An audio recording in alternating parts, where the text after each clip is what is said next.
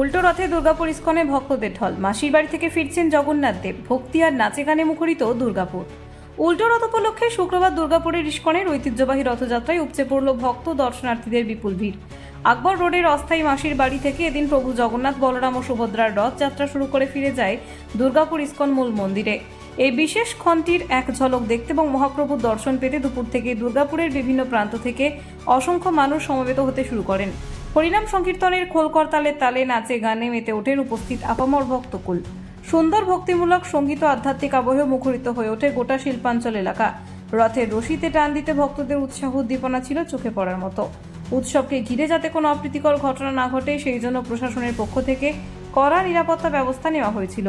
রথযাত্রার পুরো পথ জুড়ে মোতায়েন ছিল পুলিশ ও স্বেচ্ছাসেবক বাহিনী। তাদের কড়া তৎপরতায় অত্যন্ত শান্তিপূর্ণ সুশৃঙ্খল পরিবেশে সম্পন্ন হল উল্টো রথের এই মহা উৎসব। চলো চলো জয় জগন্নাথ বলো, সবাই এগিয়ে চলো। জয় জগন্নাথ বলো, সবাই তার আছে